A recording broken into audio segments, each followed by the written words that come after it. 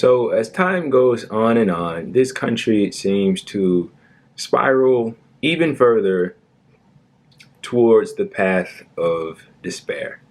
So what I have in front of me is an article from The Hill, and it is titled "Biden to Issue Targeted Eviction Moratorium." So for those of you that aren't aware, maybe you are aware, the federally implemented eviction moratorium expired on July 31st, which was a couple of days ago. And it has created an outcry, and rightfully so, from certain Democrats and certain activists and just people all over that feel for what's happening right now to a certain population in this country. So the Democrats have had an ample amount of time leading up into this. They knew that this was going to happen, to come up with a resolution to adequately address this problem that they were bound to face again. However, they failed to come up with anything at all. And so approaching the date of July 31st, they were running around like chickens with their head cut off, virtue signaling and grandstanding, and saying a bunch of words that meant nothing while doing nothing. And they pointed the finger. Joe Biden was pointing the finger at Congress. Congress pointed the finger at the CDC. CDC doesn't seem like they know what the fuck they're doing. And so we have these supposed leaders that are just essentially watching the fire burn and not trying to get even a glass of water to put it out. They're doing absolutely nothing. And people are suffering as a result of it. But it seems like they finally figured out something after this long deliberation. Notice how it's always a deliberation. It's always, we don't know when it comes to helping out the people. But when it comes to increasing the military budget, giving bailouts to Wall Street, giving bailouts to the big corporations, at the drop of a hat, no questions asked. When it comes to fueling the war machine, we got the money. We got it. I got the solution. Here we are. Let me get into the article. President Biden will announce Tuesday a targeted eviction moratorium after a wide-ranging federal ban expired over the weekend. Two sources familiar with the plans confirmed to The Hill. The new guidance from the White House will ban evictions in counties with high rates of COVID-19 transmission, the sources said, aligning with areas where the CDC recommends even vaccinated residents wear masks while indoors. The new moratorium was expected to be publicly released Tuesday afternoon. It is expected to last for 60 days, according to a congressional source familiar with the plan. The move comes after days of outcry from Democrats over the lapsed moratorium, which had been in place since the early months of the pandemic. The White House had insisted Monday its hands were tied, only Congress could pass an extension. But Democratic leaders said the Biden administration was in a position to act. The Supreme Court upheld the CDC's moratorium, reversing a ruling from a federal appeals court June the 29th, but warned that a further extension of the ban beyond its July 31st deadline passed a law to expand it, would require a law to be passed by Congress to expand it. Sorry about that. The House did not attempt to do so until Friday, 2 days before the ban lapsed and 1 day after Biden asked Congress to extend the CDC moratorium. White House officials said Monday that the agency was unable to justify even a narrowed extension of the ban to hard-hit areas given the court's decision. And of course, we had people like Representative Cori Bush, AOC, I think Ilhan Omar as well, among a few others that were out on the steps of the Capitol. They've been out there for several days now. Now, look, it's a valiant effort. It truly is, and I commend them for it. I clap for them. However, we knew that this problem was coming. We knew that this was on the horizon. So why weren't you saying anything earlier? And if they were, I apologize. But I didn't hear anything about it. I didn't hear anything about it from anybody, especially not Joe Biden, Nancy Pelosi, and the rest.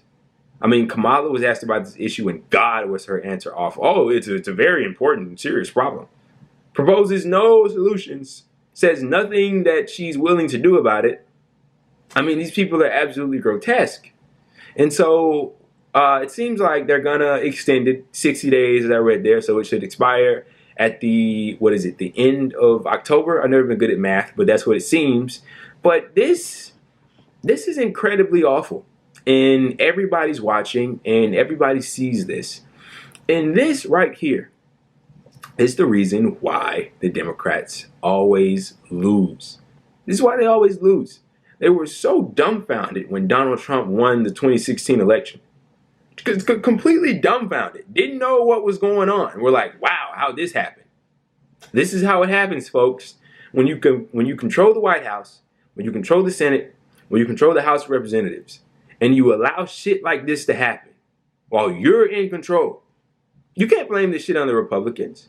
People are getting thrown out of their house right now as I speak, out on their ass.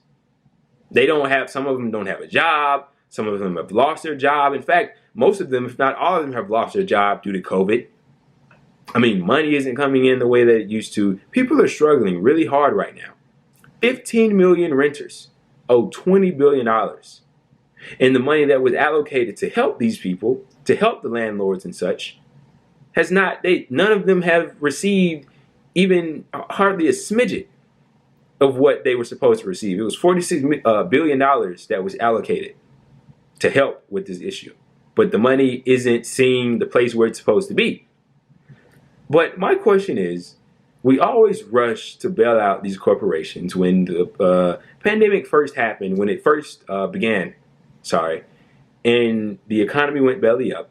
The Fed was pumping out $1 trillion a day to help these big corporations and CEOs. You're telling me we can't just print the money to give to the landlords so they don't evict people? You're telling me that's such a far-fetched idea? Is that such an impossible thing to do? We seem to come up with the money when it comes to fueling the war machine.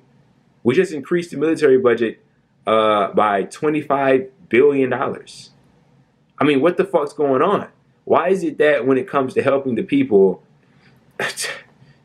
we just never know what to do? We're always speechless. It's always these debates. We always got to figure out. When it comes to cutting a stimulus check for you, we got to figure out how much it's going to be, who's going to get it. We can't let the people that make this much get it.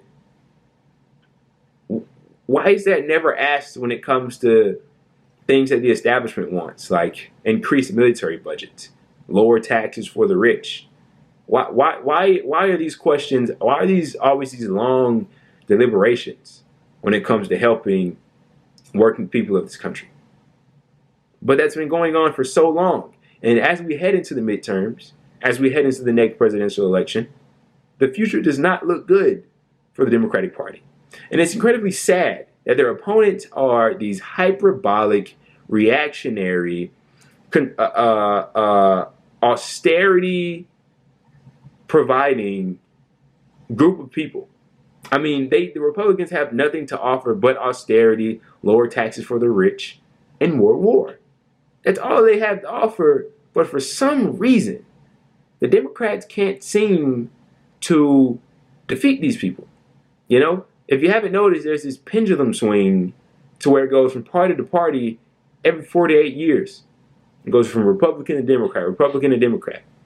Wouldn't be surprised if we saw a Republican in 2024. Genuinely wouldn't be surprised, especially if Kamala is the one that's running in place of Joe Biden. If Biden ran himself, still wouldn't be surprised. You know, his presidency so far, in my opinion, has been somewhat of a failure. He hasn't been able to get anything done. We haven't seen the PRO Act.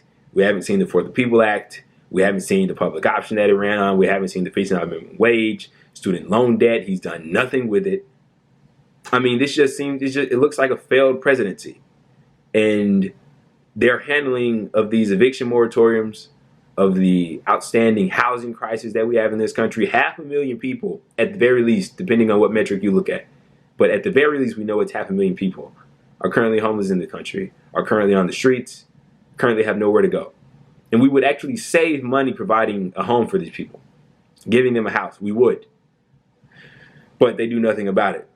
They know the solutions to these problems. They know how to fix these problems. But they don't do it. They don't do it. You know, and they're supposed to be the party of the people. They're supposed to be the party of the working class. This is sad. This is extremely sad. And people would tell you previously, months ago, that this guy, Joe Biden I'm referencing, is the new FDR. That was a really, really, really bad lie.